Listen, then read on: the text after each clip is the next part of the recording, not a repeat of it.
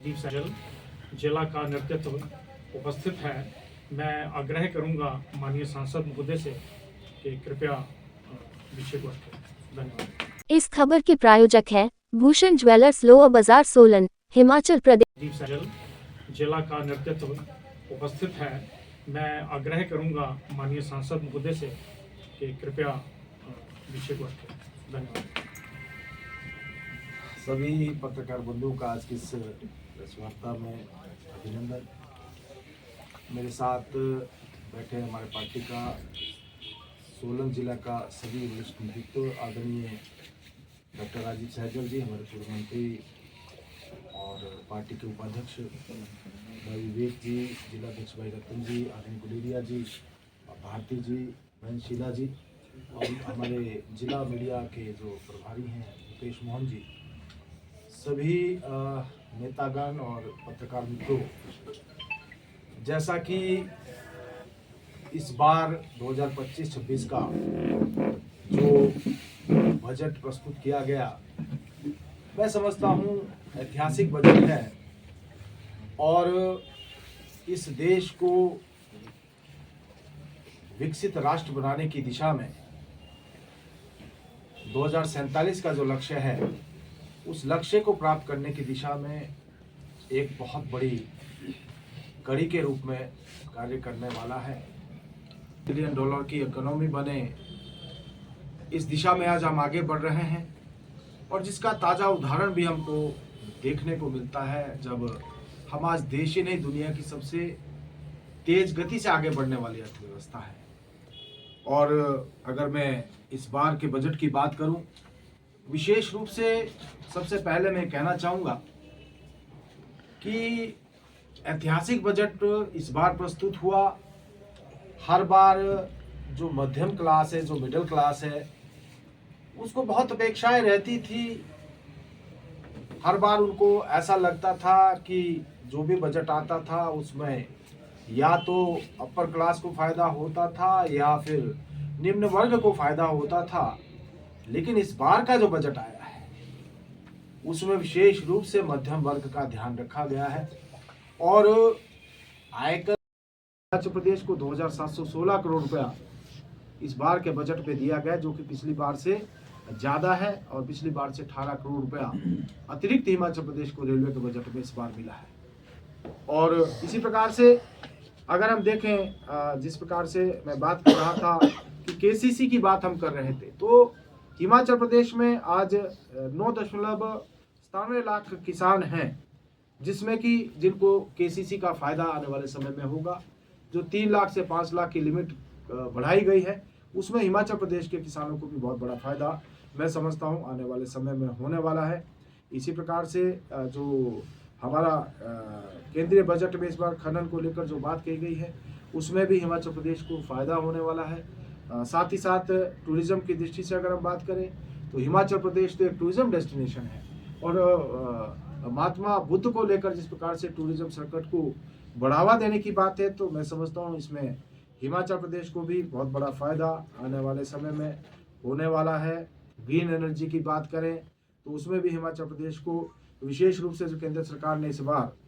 2047 तक 100 गीगावाट परमाणु ऊर्जा क्षमता का लक्ष्य हासिल करने की बात है, तो ग्रीन एनर्जी में भी हिमाचल प्रदेश को विशेष लाभ इस बार के बजट से मिलने वाला है।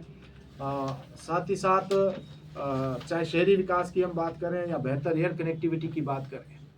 तो बेहतर कनेक्टिविटी की जहाँ तक बात है, क्योंकि हमारा राज्य छोटा राज्य है, पर्वतीय राज्य है और यहाँ पर भी आने वाले समय में छोटे हेलीपैड, हेलीपोर्ट्स, उनके निर्माण को लेकर प्रदेश सरकार के साथ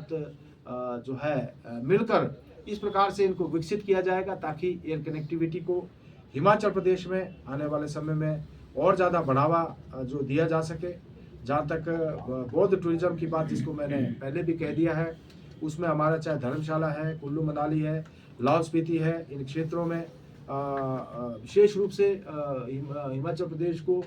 फ़ायदा होने वाला है। साथ ही साथ हिमाचल प्रदेश में हेल्थ टूरिज़्म, उसको भी केरल की तर्ज पर, जिस प्रकार से केरल में अगर आप देखें तो हेल्थ टूरिज़्म जो है विशेष रूप से वहाँ पर जो है इसको बल दिया गया है। तो हिमाचल प्रदेश में भी आने वाले समय में जो है हेल्थ टूरिज्म को विकसित करने के लिए विशेष रूप से स्थान चिन्हित करके इसको भी हिमाचल प्रदेश में बढ़ावा दिया जाएगा, ताकि यहाँ भी पर्यटकों को तो लाभ मिले ही मिले, यहाँ के जो युवा हैं उनको भी स्वरोजगार करने का अवसर मिले। तो इस प्रकार से इस बजट में विशेष लाभ जो है हिमाचल प्रदेश को भी होने वाला है। टिंकरिंग लैब की जो मैं बात कर रहा था, या ब्रॉडबैंड कनेक्टिविटी की बात है, तो आने वाले समय में हिमाचल प्रदेश के स्कूलों में के बच्चों को भी इसका लाभ हमको मिलने वाला है। और मेडिकल कॉलेज की बात मैंने आपको पहले ही बता दी है। चाहे हम शिक्षा की बात करें या स्वास्थ्य की बात करें या अन्य क्षेत्रों की बात करें, लगातार केंद्र के द्वारा हिमाचल प्रदेश को सहायता दी जा रही है। लेकिन अगर हम बात करें आज प्रदेश सरकार की, तो 2 वर्ष का कार्यकाल प्रदेश सरकार का पूर्ण हो चुका है। लेकिन अगर हम देखें तो आज हिमाचल प्रदेश विकास के मामले में लगातार पिछड़ता जा रहा है। केंद्र सरकार के द्वारा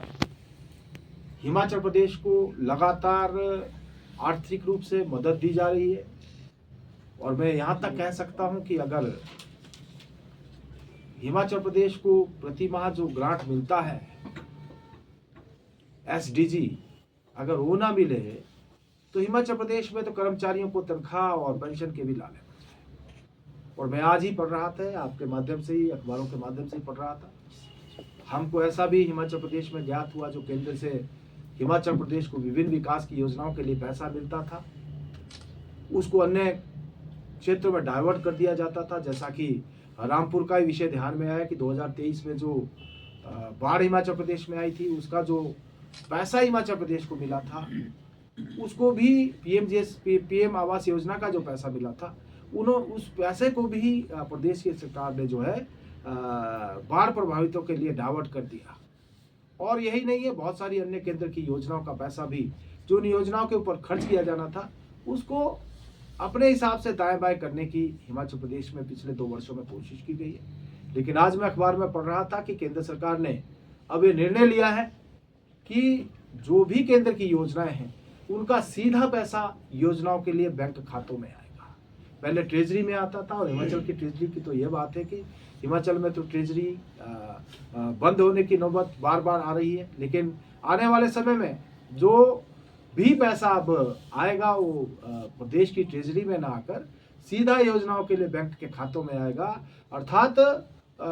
जो विकास के काम जिसमें कि प्रदेश सरकार अपने हिसाब से उसमें दाएं बाएं करने की कोशिश करती थी, अब केंद्र सरकार ने यह निर्णय लिया है कि इसको सीधा योजनाओं में दिया जाएगा, और इसका लाभ हिमाचल प्रदेश की जो विभिन्न केंद्र की योजनाएं चल रही हैं उसमें जो है केंद्र की योजनाओं को फायदा मिलने वाला है। जैसे कि जल जीवन मिशन में लक्ष्य इस बार रखा गया है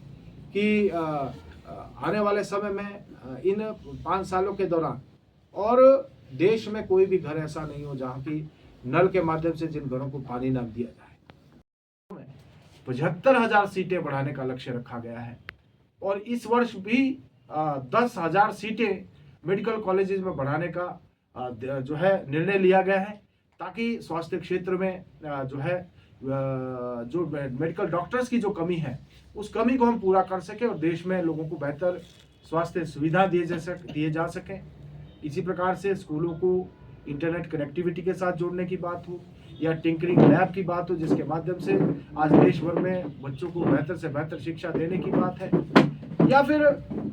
सड़कों के निर्माण की बात हो, हाईवे के निर्माण की बात हो, रेलवे स्टेशन के निर्माण की बात हो। एक बहुत ही विकासशील बजट जो इस बार प्रस्तुत किया गया है। और अगर मैं इसमें हिमाचल प्रदेश की भी बात करूं, तो हिमाचल प्रदेश के जो परिप्रेक्ष्य में इस बार के बजट में हिमाचल प्रदेश को 11,806 करोड़ रुपए का बजट केंद्र की विभिन्न योजनाओं में रखा गया है। और अगर हम देखें तो जो 2004 से 14 के बीच में जब यूपीए की सरकार थी, उस समय जो हिमाचल प्रदेश को जो बजट मिलता था, अगर हम टैक्स डिवोल्यूशन की बात करें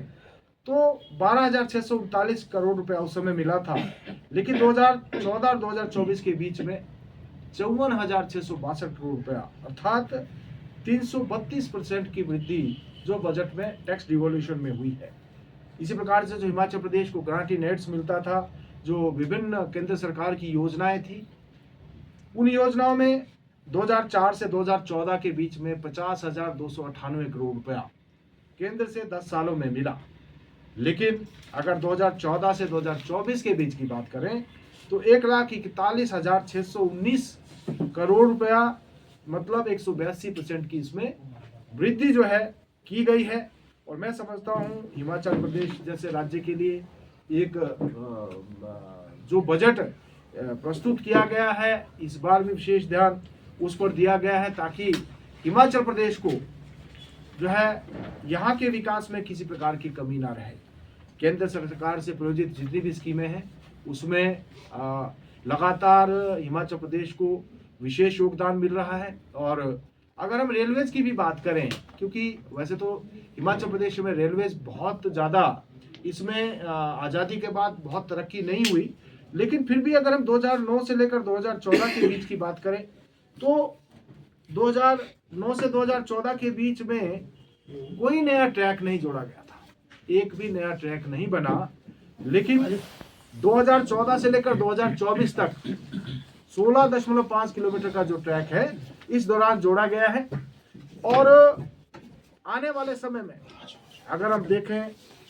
हिमाचल प्रदेश में भी रेलवे की दृष्टि से, चाहे अमृत भारत स्टेशन बनाने की बात हो जिसमें कि हमारे प्रदेश को 45.5 करोड़ रुपया, 4 अमृत स्टेशन जिसमें कि हमारा शिमला का जो रेलवे स्टेशन है उसको भी अमृत स्टेशन के रूप में जोड़ा जा रहा है, और 4 स्टेशन के लिए 45.5 करोड़ रुपया हिमाचल प्रदेश को सब्सिडी मिली है। और 2014 से लेकर 2024 तक 24 रेल फ्लाईओवर्स बने हैं, अंडरब्रिज बनाए गए हैं। और यात्रियों को दी जाने वाली सुविधा में चाहे वाईफाई की सुविधा हो या अन्य सुविधाएं हैं, उसमें हिमाचल प्रदेश को अग्रणी रखा गया है। अगर हम कालका से शिमला रेलवे लाइन की बात करें तो इसमें भी जो नए विस्टा डोम कोचेज, ताकि लोगों को एक पैनोरामिक दृश्य देखने को मिले, तो नए पैनोरामिक जो है दृश्य के लिए नए विस्टा डोम कोचेज जो है इस ट्रैक के ऊपर शुरू किए जा रहे हैं। आने वाले समय में इस प्रकार की कोचेज यहाँ पर शुरू किए जाएंगे ताकि जो ट्रेन है उसकी स्पीड को थोड़ा बढ़ाया जा सके। वैसे तो ये हेरिटेज ट्रेन है और हेरिटेज हमारा रूट है, इसमें बहुत ज़्यादा तब्दीलियाँ नहीं की जा सकती, लेकिन फिर भी कुछ उसकी स्पीड में हम वृद्धि कर सके, तो उस दिशा में आने वाले समय में रेलवे की दिशा से हम जो कालका शिमला रेलवे ट्रैक हमारा है और उसके ऊपर भी देखेंगे कि जो टॉय ट्रेन हमारी चलती है उसकी स्पीड में जो है सुधार किया जा सके। और अगर हम देखें चाहे हमारी वो भानुपल्ली से बिलासपुर को जोड़ने वाली रेल ट्रैक है, या फिर चंडीगढ़ बद्दी जिसका काम आज चला हुआ है, उसके काम को गति प्रदान करने के लिए हिमाचल प्रदेश को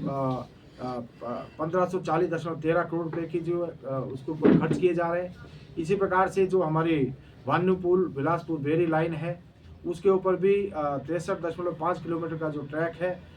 उसके ऊपर 6,753.42 करोड़ रुपया जो है खर्च किया जा रहा है, जिसमें कि प्रदेश सरकार की जो हो केंद्र के साथ साथ प्रदेश ने जो अपना हिस्सा देना है उसमें देरी के कारण इसमें कुछ कमी आ रही है। तो नए एयरपोर्ट्स बनाना, हेलीपोर्ट्स बनाना, टूरिज्म इंडस्ट्री की बात करें, विशेष रूप से जो बुद्ध को लेकर टूरिज्म को विकसित करना, विशेष रूप से जो हमारे हिमालयन क्षेत्र है जिसमें हिमाचल प्रदेश को भी इससे आने वाले समय में बहुत बड़ा फायदा होने वाला है। मैं समझता हूँ टूरिज्म को बढ़ावा देने के लिए विशेष इस बार एम्फेसिस इस बजट में दिया गया है। इसी प्रकार से चाहे एमएसएमई की बात हम करें, छोटे उद्योगों को बढ़ावा देने के लिए, या फिर हम कॉमर्स इंडस्ट्री की बात करें, शिक्षा क्षेत्र की बात करें, स्वास्थ्य क्षेत्र की बात करें, कुल मिलाकर मेरा कहने का तात्पर्य यही है कि इस देश को आने वाले समय में आगे ले जाने की दिशा में एक बहुत बड़ा कदम इस बार के बजट में जो है माननीय प्रधानमंत्री श्री नरेंद्र मोदी जी ने और हमारी केंद्रीय वित्त मंत्री श्रीमती निर्मला सीतारमण जी ने उठाया है। स्वास्थ्य क्षेत्र में अगर हम देखें तो जिस प्रकार से जो कैंसर की दवाइयाँ हैं, 36 ऐसी मेडिसिन हैं जिनके ऊपर जो बेसिक कस्टम ड्यूटी उसको जो है ख़त्म कर दिया गया है। इसी प्रकार से 6 ऐसी औषधियाँ हैं जिनके ऊपर कस्टम ड्यूटी को कम करके जो है आयात शुल्क जो कम करके केवल 5% उसको रखा गया है। कर्मचारी बंधु हैं, सरकारी नौकरी वाले हैं, या मध्यम वर्ग के कारोबारी हैं, या मध्यम वर्ग के जितने भी हमारा देशवासी हैं, उनके लिए एक ऐतिहासिक निर्णय लिया गया। सब लोग ऐसा सोच रहे थे कि 7 लाख की सीमा बढ़ाकर शायद ज़्यादा से ज़्यादा 10 लाख तक हो पाएगी, लेकिन एक साथ उसको 12 लाख करना एक बहुत बड़ा कार्य इस बजट में किया गया। और अगर मैं ओवरऑल आपको बताऊं तो इस बार का जो बजट आया है उसमें डिफेंस के ऊपर रक्षा क्षेत्र में 4,91,732 करोड़ रुपया, इसी प्रकार से हमारा जो रूरल डेवलपमेंट का है 2,66,817 करोड़ रुपया, होम अफेयर्स में इसी प्रकार से 2,33,211 करोड़, और ऐसा करके कृषि क्षेत्र में 1,71,437 करोड़ का बजट, एजुकेशन में 1,28,650 करोड़ का बजट, इसी लगभग 100 लाख करोड़ का हेल्थ में है, अर्बन डेवलपमेंट में भी लगभग 97 लाख करोड़ का है, आईटी सेक्टर है, चाहे एनर्जी है, चाहे कॉमर्स है, चाहे सोशल वेलफेयर है, या साइंटिफिक डेवलपमेंट की बात है। ऐतिहासिक बजट इस बार जो है प्रस्तुत किया गया है, और जिसमें अगर हम देखें तो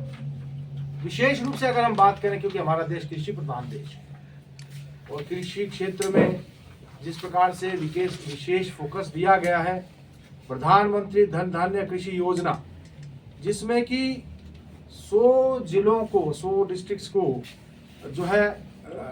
जहां पर लो प्रोडक्टिविटी है, उन विशेष रूप से उन जिलों का ध्यान रख के वहाँ कृषि के ऊपर विशेष बढ़ावा देने की बात इस बजट में रखी गई है, और जिससे 1.7 करोड़ किसानों को इसका सीधा सीधा फायदा होने वाला है। किसान क्रेडिट कार्ड जिसकी की सीमा पहले 3 लाख होती थी, उसको बढ़ाकर अभी 3 से 5 लाख कर दिया गया है, और इससे भी लगभग 7.7 करोड़ किसान जिस देश के हैं, फिशरमैन हैं, या जो डेयरी उत्पादन का काम करते हैं, उनको सीधा सीधा इसका फायदा इस समय आने वाले समय में होगा। आने वाले समय में जो खाने का तेल है उस दिशा में हम आत्मनिर्भर बने, दालों के क्षेत्र में हम आत्मनिर्भर बने, उस दृष्टि से भी विशेष फोकस इस बार के बजट में रखा गया है। इसी प्रकार से चाहे कॉटन सीड की हम बात करें, या फिर मखाना बोर्ड की बात करें, फ्रूट वेजिटेबल की बात करें, तो विशेष ध्यान इस बार के बजट में दिया गया है, और मैं समझता हूं कि विशेष रूप से इस बजट से किसानों को बहुत बड़ा फायदा आने वाले समय में होने जा रहा है। पूर्व की हमारी सरकार ने इस लक्ष्य को समय से पहले पूरा कर दिया था, लेकिन फिर भी जहां पर भी थोड़ी बहुत कसर थी, इन 2 वर्षों में हमने देखा है कि वो भी कार्य पूरे नहीं हुए हैं। और जहाँ तक अगर हम देखें कि जो प्रदेश की सरकार लगातार ऋण पे ऊपर ऋण तो ले रही है, लेकिन विकास के मामले में हम लगातार पिछड़ते जा रहे हैं। हमने देखा जो इंस्टीट्यूशन पिछले 5 साल में खोले गए थे, उनको बंद करने का काम इस सरकार ने किया है। कोई नए इंस्टीट्यूशंस नहीं खुले, कोई नया विकास का काम नहीं हुआ, कोई मैं कह सकता हूं कि जो काम पिछले 5 सालों में हमारी सरकार ने शुरू किए थे, कहीं ना कहीं वो काम भी आज अवरुद्ध पड़े हैं, बंद पड़े हैं। और प्रदेश की सरकार लगातार पैसा ना होने की बात करती है। दूसरी ओर केंद्र सरकार लगातार हिमाचल प्रदेश को, चाहे उस सड़कों की बात हम करें, PMJSY 3 में फेज 3 में 2,641 करोड़ रुपया हिमाचल प्रदेश को मिला था, और अभी फेज 4 के लिए भी केंद्र के द्वारा हमको पैसा दिया जाएगा। अभी भी PMJSY में बहुत सारा प्रदेश को पैसा मिला है। पिछले कल ही मैंने एक पोस्ट भी किया था जिसमें कि कुफरी से लेकर चैल के लिए जो सड़क को चौड़ा करने के लिए CRF के तहत 52 करोड़ रुपए की राशि हमने स्वीकृत करवाई है। और यही नहीं, आपने यहाँ के जो PWD मिनिस्टर है बार बार वो प्रेस कॉन्फ्रेंस करते रहते हैं, दिल्ली जाते हैं, पैसा लेकर आते हैं, लेकिन यहाँ आकर जो केंद्र सरकार का धन्यवाद करना भूल जाते हैं और वो कहते हैं कि हम पैसा लेकर आए। उनको इस बात को समझना चाहिए कि जो पैसा केंद्र ने दिया है वो हमारे जो सांसद हैं लगातार हिमाचल प्रदेश की पैरवी केंद्र में करते हैं और उसकी बदौलत हिमाचल प्रदेश को हर क्षेत्र में विकास के लिए पैसा दिलाने की बात हम लोग लगातार करते रहते हैं। और उस कड़ी में चाहे वो हमारा पीडब्ल्यूडी विभाग है, चाहे हमारे स्वास्थ्य विभाग है, शिक्षा विभाग है या जितने अन्य विभाग हैं, सभी विभागों को केंद्र सरकार के द्वारा भरपूर सहायता दी जा रही है। और जैसा मैं कह रहा था कि हिमाचल प्रदेश आज अगर आगे बढ़ पा रहा है, जो अगर